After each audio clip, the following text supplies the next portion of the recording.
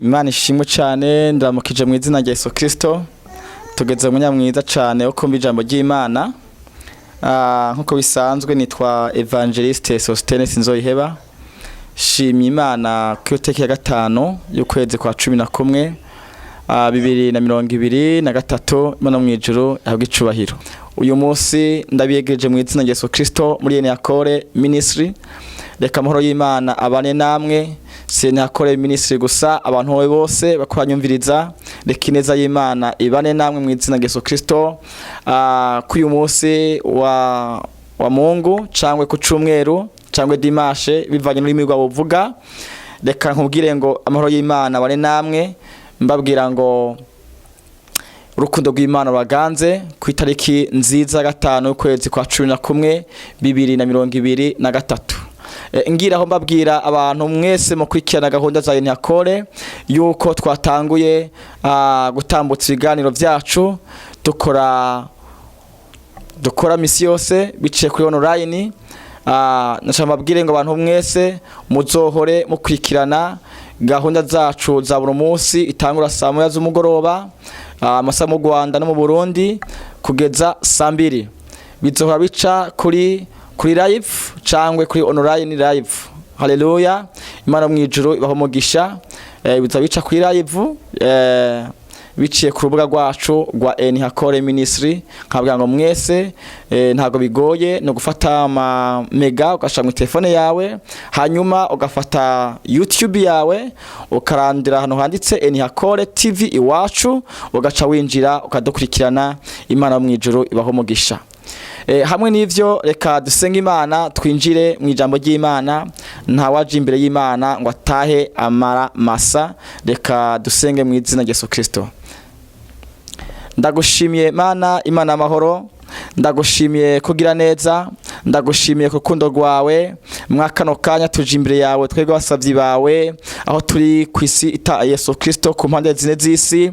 Mu izina rya Yesu Kristo, abari mu Burayi, abari muri Afrika, abari muri Amerika, reka ineza yawe yagere ko urakoze. Tuje kumva ijambo ryawe, reka uganze nk'Imana, ni mu izina rya Yesu Kristo Nazareti, amen.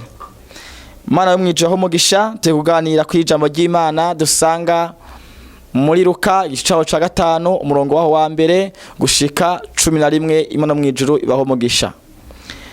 Reka dusome mu izina rya Yesu Kristo. Umutwe w'amagambo wavuze ngo Yesu arobesha ifi nyinshi. Nuko ishengero ririko riramubanda yumva ijambo ry'Imana. Yarahagaze ku musenyi w'ikiyaga Cigenesareti. Kabiri abona amato abiri aziritswe ku nkombe y'ikiyaga, ariko abarovyi bari bayavuyemwo boza isenga. Gatatu atambukira mu bwato bumwe bwari ubwa Simoni, aramusaba ngo abwigizeyo buve ku nkombe gatoya. Aricara yigisha ishengero ari mu bwato. Kane ahejeje kuvuga abarira Simoni ati igira gatoya, ati igira mwidamba muterere isenga zanyu murobe. Gatanu Simoni aramwishura ati rega mwigisha, twakesheje ijoro ryose twatamye ntaco twafashe, ariko kubw'ijambo ryawe ndaterera isenga. Gatandatu babigize baroba ifi nyinshi cane isenga zabo zigomba gucika. 7 bakura bagenzi babo bari mu bundi bwato ngo baze babafashe. Baraza buzuza amato yompi agomba kudobera, ariko Simoni Petero abibonye yikubita imbere y'amavi ya Yesu ati vahondi mugenzi, kuko ndi umunyavyaha. 9 kuko atangaye n'abari kumwe nawe bose babonye ifi barovye. 10 na Yakobo na Yohana mwene Zebedayo nabo baratangara bari bafatanije na Simoni. Yesu abwira Simoni ati ntaco utinya, uhereye none uzoroba abantu. 11 umurongo wa nyuma. Bahejeje gushikana amato yabo ku nkombe, basiga byose bamukurikira. Amena.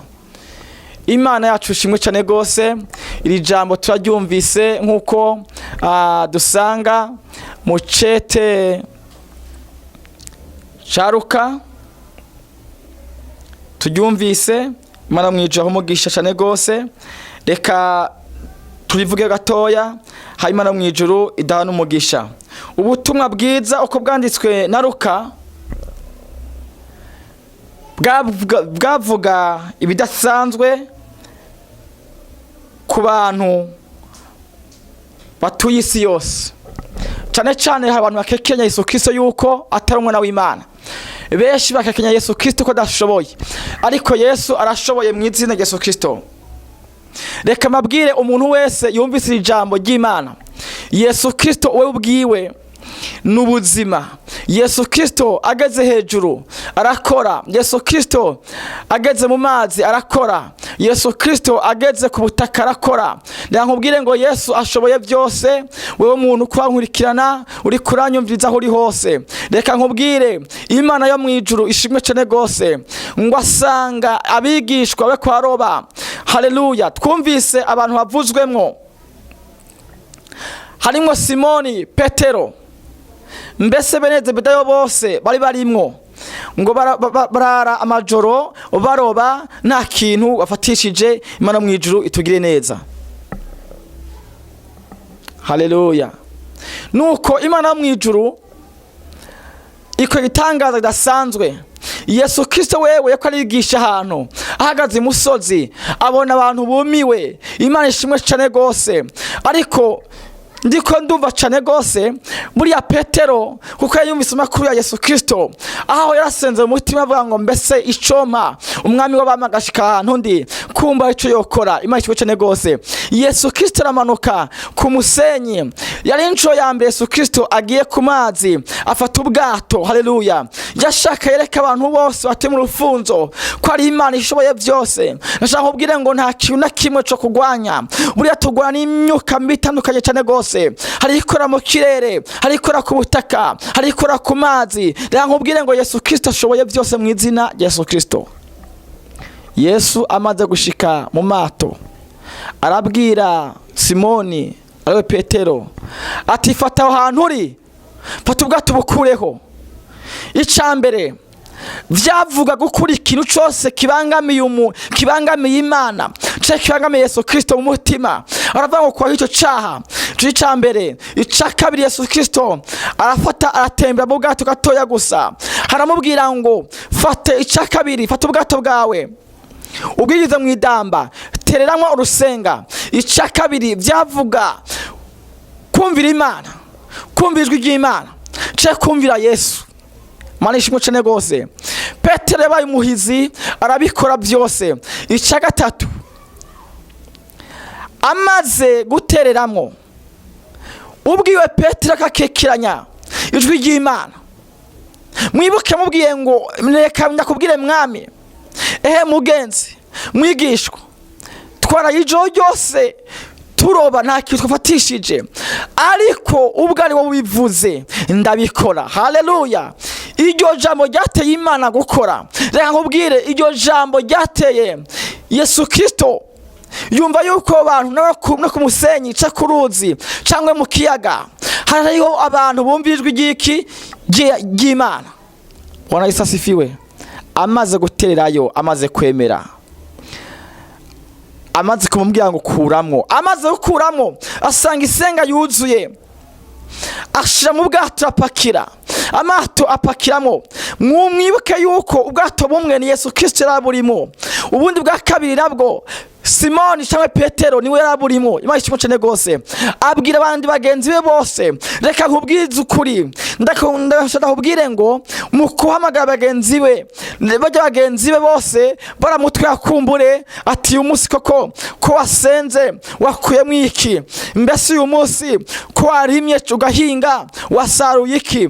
Birashoboka yuko ushaka kurima abandi bakeza ku ibyawe bikarumba, ariko Yesu Kristo hageze byose birashoboka. Haleluya. Reka nkubwire ngo noneho amaze gukora ico kintu kidasanzwe, Imana yo mu ijuru ikorera muri Yesu Kristo, ikorera mu mwana wiwe, ko Imana ni data, Yesu Kristo ni umwana, ibintu byose birakunda. Nshaka nkubwire ngo mbese weho ubwawe uri kuranyumviriza, hari ico urakura mu mutima wawe, Imana ishimwe cyane gose. Buriya bwatamubwira ngo bukure ngaho utware hariya hantu, Yesu Kristo kavuga ngo gicukuye mutima wawe, hama Yesu Kristo muhinzira cyangwa mu kibanza yicare. Imana ishimwe cyane gose. Atangura gutinya Imana, atagutinya Yesu Kristo ibitangaza akoze, kuko we ubwiwe ivyo yari afise kumbura mu ijoro yari ivovose, yari yijujuse. Abango mbese ntago Yesu Kristo wowe ubwawe uri hehe, uracakura koko. Haleluya. Mwibuke mu bisanzwe twaba twizera Imana, umurozi avuga ngo icoma Yesu nkamwica.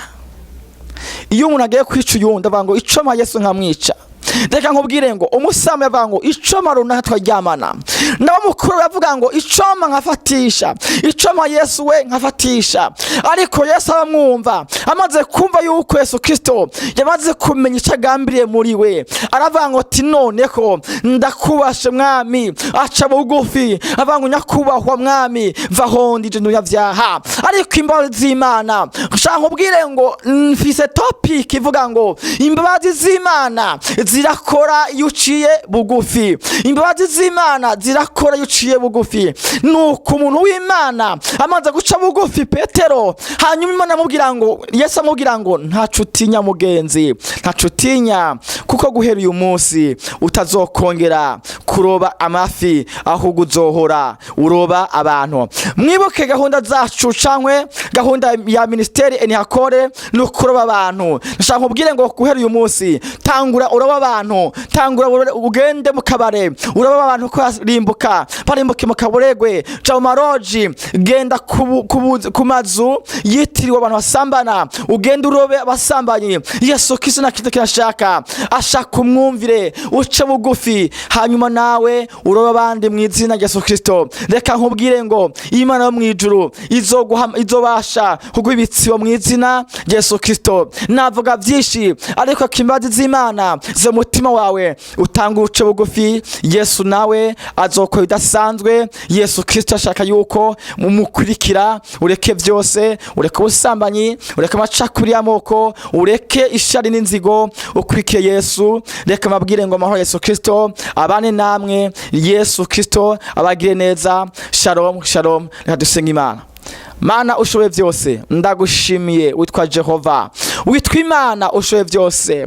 We wabonye abantu baraye bakesha amajoro baroba nta kintu afatishije, ariko ubwawe uramanuka, ariko urabwira ubutumwa bwiza abari ku misozi, ariko n'abari ku musenyi, n'abari mu kiyaga barashikirwa, maze bitangaza wabikoreye ku misozi, ubikora mu biyaya, ariko no mu kiyaga wakoze bitangaza. Ndagushime kuri Imana ubasha gufata Yesu Kristo, umuntu wese aciye bugufi, ukamuha imbabazi zawe, ukamugira neza. Twebwe abanyabyaha duciye bugufi, turatinyishijwe kuko ijambo ryawe. Reka umuntu wese izero jambo ryawe abasha guca bugufi, reka umuntu wese ahinduke abo mwigishwa nawe mwize Yesu Kristo. Inyakubahwa ndibuka waduhaye teme cyangwa icivugo nyakubahwa kivuga ngo umuntu wese aciye bugufi imbabazi z'Imana zimugeraho. Kristo ndakwinginze gera ku mukobwa gera ku mudamu gera ku mugabo gera ku musore umuntu wese